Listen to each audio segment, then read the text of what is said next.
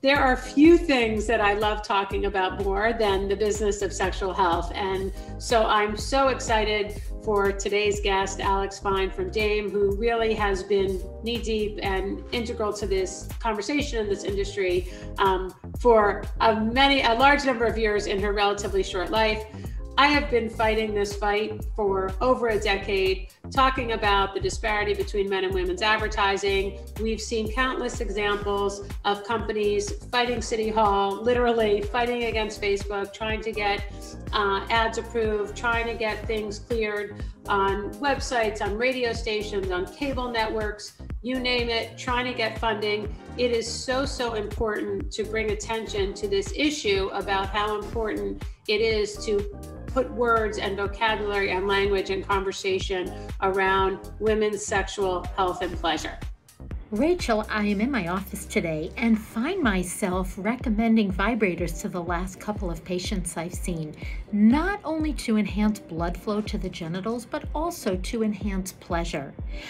I am so excited to speak to Alex because, much to my patients' surprise, not all vibrators are massively huge and threatening like the ones we may remember from Sex and the City. I can't wait to speak to Alex. She really has invented a better mousetrap. Welcome to the Business of the V. Hello, friends and colleagues. I'm Dr. Alyssa Dweck. And I'm Rachel Braun-Scherl.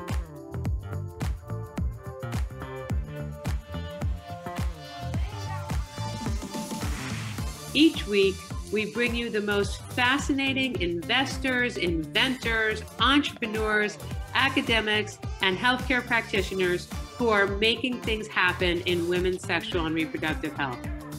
If you are a woman, know a woman, have a business, or care about your V health and wellness, fasten your seatbelts and listen in to another informative and inspiring episode. I am so delighted to introduce today's guest, who I've had the pleasure of knowing personally and professionally for quite a number of years. Alex Fine is the co-founder and CEO of Dame. She's a sexologist. She's a self-described positive vibe slinger. She was recognized by Forbes as a Forbes 30 under 30, and she has been part of the enormous and much needed huge societal effort to close the orgasm gap. I am so happy to see you. Hi, Alex. How are you? I'm great. How are you? I'm good. One of my favorite stories, since we've known each other a while, is I got an email from you the day after I received an email from a friend. Turns out your grandfather and my friend's father were eating or golfing or something, and your grandfather proudly is talking about what you do to my friend's dad. And he said, wait, I know one person who does stuff like that. Let me introduce them. So as you know, when they made the introduction, like, oh no, we're in the vagina biz. We already know each other. So it's a small and amazingly dynamic world. So I love thinking about those two elderly gentlemen at the country club talking about us and realizing that it warms my heart. So sex and sexuality have always been an interest for you, starting from, I think it was kindergarten.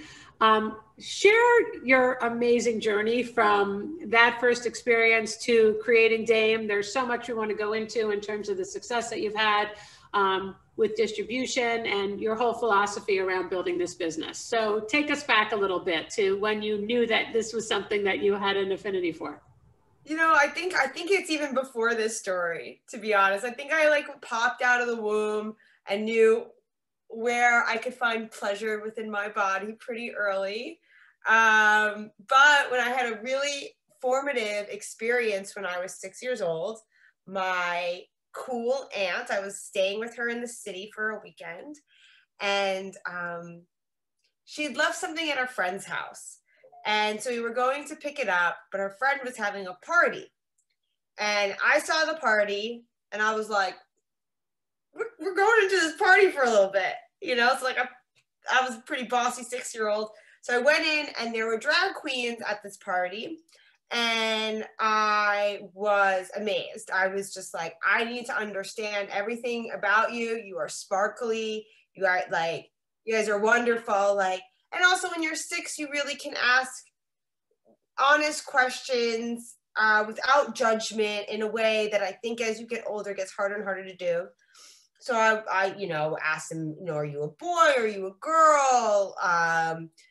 They explained everything to me about, being a drag queen versus being transgender. And at the time they used the word transsexual, to showing me also how to strut my stuff and how to really be feminine in a really fun, glittery way. So, I learned so much from them. And then I went back to show and tell. And I explained to my first grade class the differences of gender identity that I had recently learned. And that wasn't part of the curriculum, I don't think, for that particular lesson. No. I mean, like, mind you, like my head had been blown. Like this idea, especially when you're that young, of being a boy, you have to be a boy, and being a girl, you have to be a girl. And, that just wasn't the case. And I was just itching to tell everybody, and I did. And they called the principal, and they called my parents, and my parents were very upset with my aunt. And I just remember not understanding why. And I still don't, I didn't say anything that I didn't hurt anybody. I didn't say anything that wasn't truthful. And I think that really put something inside of me that really got me thinking, why can't I talk about this? Like this topic, it was my first experience with the censorship around this topic. And as a really young kid, I already understood that there was something not right about the censorship here. This was just about, positivity and truth and love. And, I didn't understand, and still don't, why. I have some understanding. I understand where they were coming from, but ultimately I just don't think I did anything wrong, and I was treated like I did something wrong. And that stayed with you. So, flash forward, your products, which I want you to talk about, are all over the place. They're in Urban Outfitters, they're on Goop, Revolve, Free People. And I understand that when you launched on Revolve, one of your products was their best-selling beauty product in a day. And one of your primary plans or foundations behind the business is that you wanted to have sex toys available in the same places where people buy other products for self-care. So talk a little bit about all the work that you've done and all the conversation you've catalyzed around prioritizing pleasure. I mean, for me, so much about it was just normalizing it. And the ways we can normalize it is literally about where you can go shopping for it. So if you have to go shopping for this type, for a vibrator in a store where they sell porn or other things that make you feel uncomfortable, it's not, it's its whole own experience. And that just didn't feel right to me. To me, vibrators and tools for sexual pleasure were an everyday or, multiple times a week a part of my life and my friends' lives. And they brought us a lot of joy and relaxation and relief from stress. And to have them be treated like they weren't mainstream, when in fact, over 50% of women have tried them. 80% of my friend circle owned them at the time. Now it's 100 because because they're my friends. It just didn't add up to me. It was like an implicit way that the world was shaming you for owning one, was simply not by being able to purchase one in a mainstream location. Advertising, which is a whole other topic that we can get into, but it's all these ways through business, through capitalism, that we can implicitly tell women that these products are normal or not normal to use. And yeah, there's so many of these challenges, so much of the challenge I signed up for willingly. It was what I was trying to do. I wanted to change the stigma. Some of it, I had no idea, and I was, naive, and there's just all these small ways where, running a business is hard. It's really, really hard. I so admire that you have just taken this to the next level of conversation. In my office, I'm often having a conversation with my patients, no matter what age they are, but typically, the 30 and above crowd who are maybe a little less comfortable about speaking about vibrators, which frankly have been around since the beginning of time. And some of my patients will literally look at me and say, wait a minute, you want me to put that where? Because they are big, they are obtrusive, they are frightening, they are scary, they look like they could hurt. And this is why I'm so fascinated with your product design, because your vibrator products are super streamlined. It seems that every millimeter of them has been well thought out in terms of product design. So can you talk a little about that? First of all, yes. And then we are talking about millimeters here, and each millimeter makes such a difference. Because yeah, I think just like Rachel's question, it's not just about changing the experience, it's about changing the experience, not just about where we purchase the products, but the experience of using them, of unboxing them, colors, all of these things give us messaging about the products. First of all, just like most industries, this industry was run by men for a very, very long time, and arguably it is still run by men.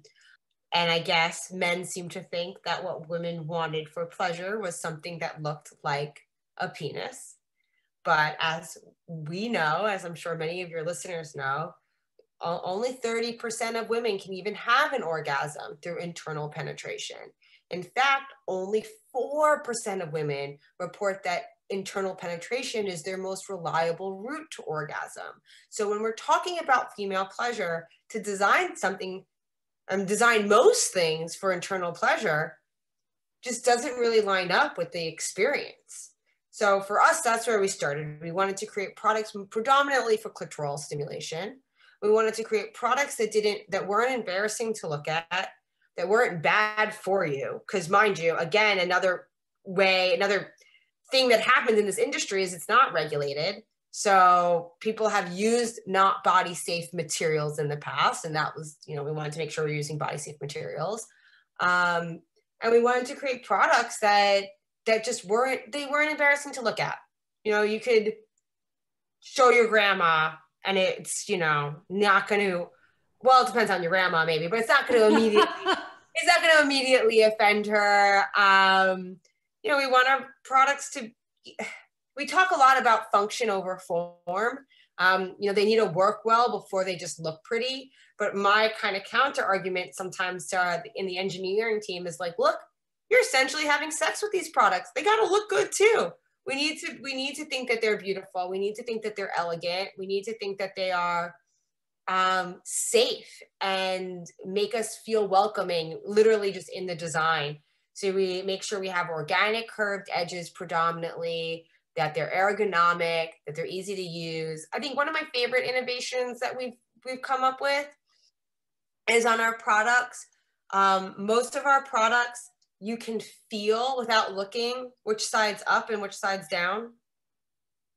And that was because in our users, they would get confused because when you're not looking at the product, when you're using it, you can't see what side's up and what side's down. So that's like, it's not rocket science. It's not a crazy new technology. We just put a bump on the positive side and it makes a big difference for our users. And it's just because we sat and talked to them and because we're women. I was just going to make reference to some of my patients who, have some special needs, if you will. My patients with arthritis who might have a little bit more trouble navigating some of the other products that are out there.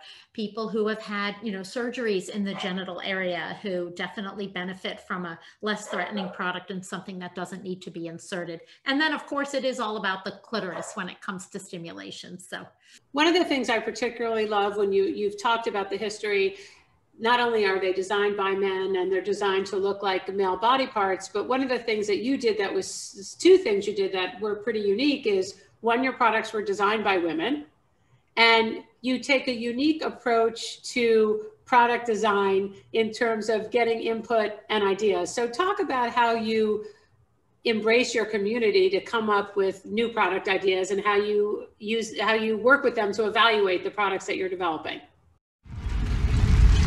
So today's hot flash is hot, hot, hot.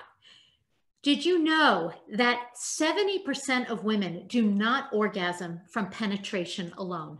This is a staggering statistic, but very true. In fact, anywhere from 50 to 80% of women report faking it at one point or another. I think our topic of conversation today is really, really important based on these stats. Yeah, definitely. So, I mean, from day one, from the very beginning, I was making vibrators in my kitchen, and I had my friends come over and try out my vibrators and give me feedback on what was working and what wasn't working. And that was how I knew how to make anything, was just to get people to give me feedback. Then as we expanded, we wanted more feedback from people that weren't my friends, my co-founders' friends. There's definitely some bias in that. So we started to branch out, reach out to sex therapists. We reached out to just community leaders and other communities to get people to sign up to be product testers. And this really helped us create great products. And then after we made our first product, we asked, hey, what do you want next? So not only does it help us figure out what we want to make next, create products that people really like when they use. And honestly, it's just great community building. In fact, we turned this community into, like, there's a Facebook group, there's an email list, and just like, I love the Facebook community in particular because it's a two-way street. So we have people on there talking about their sexual needs and their sexual issues. Outside, people recommend other people's vibrators on there all the time. We don't make all the solutions. And it's amazing to see other people, sex therapists, doctors who happen to be in the group, just chime in and say, oh, I had that experience. I tried this. It really helped.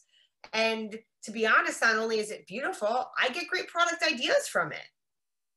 So it's just an amazing win-win by opening up the dialogue, by the shame itself has prevented innovation, because if people are unwilling to talk about what they like, what they need, how they wish this button was, or whatever it is, the innovators, the designers can't solve those problems. So by being able to just host the community, it's twofold. We're helping other people see, like, oh, you can have a conversation about this, and it helps us make better products. So a lot of my patients these days, of course, are asking how to safely navigate the sexual and intimate world in COVID. Even New York State was brave enough to put out a statement about you being your safest sex partner, and using that as a piece of advice for sexual activity during this time. Have you seen an explosion of sales during COVID for potentially this reason? So we definitely saw an explosion in sales. It died down, it kind of came back, and I think that it's still definitely impacting people's decisions. And I think it's, there's two sides. There's solo sex. I think that if you're single right now, it is hard to go out and have that physical intimacy with people you don't know as well, or people that aren't in your pod. I mean, dating is a whole new experience right now, very challenging. And then on the flip side of that, we also have people in relationships, long-term monogamous relationships, who are really exploring ways to keep it interesting. Because I think in my experience and talking to our sex therapists, it is really impacting relationships too. People are not having sex at all in their relationships. You're just constantly seeing your partner. And that can definitely impact, I really believe, Esther Perel has a whole book called Mating in Captivity. And the idea is that animals, when you put them in cages and they can't go anywhere else, they don't mate with each other. And I think that that's exactly what people are experiencing. And by being able to escape and enter a more playful state, whether that's role playing, whether that's doing something a little bit out of the box of what maybe you normally do, is helping couples stay intimate and stay connected. Oh, no question. I mean, I often see women who come in, well, Dr. Dweck, I'm really having trouble with my sexual drive. My libido is low. I've lost my mojo. And, we investigate and make sure there's nothing really going on. And it turns out that they're in a very happy relationship. There's no medical issue, but they're bored. They've suffered in a rut because of sexual boredom with the same person for such a long time. And vibrators can add a lot of novelty and really spice things up a bit, if you will. So I 100% agree. Totally. Yeah. Forbes recently published a study that I think was done by Match that talked about the increasing rate that people are having sexual relations with their roommates. And so the question was posed to me, well, do you think that this is a new trend? And I said, I personally don't think people are falling in love with their roommates in greater numbers. I think during COVID, it has to be a much greater sense of comfort, because if you're living with someone, you know where they are, you know who's in their pod, you know who they're interacting with. But we're seeing these crazy new situations that people find themselves in, and we're trying to figure out what's permanent, and what's temporary. So, we've seen when we're in conversations around this in the business space that there are two extremes. Having sex day and night because they're in the same place, they're together all the time, there's so many different options, there's so much more time. And the other is the absolute opposite, as you described. The stress is too great. I'm now a school teacher. I'm a homeschooler. I'm working. I work even harder than I did when I was able to leave the house. So, one of the great things, I think, the positive outcomes of COVID is that it's creating more conversations around sexuality. And to your point, if you can't have the conversation, you can't change anything. I think that is spot on. I think people are realizing, wow, sex and intimacy makes a big impact in my overall well-being in some way. And I want to talk about it now because for all of the reasons you just mentioned. So I think that's really exciting, and that's not going to go anywhere. People are going to remember that.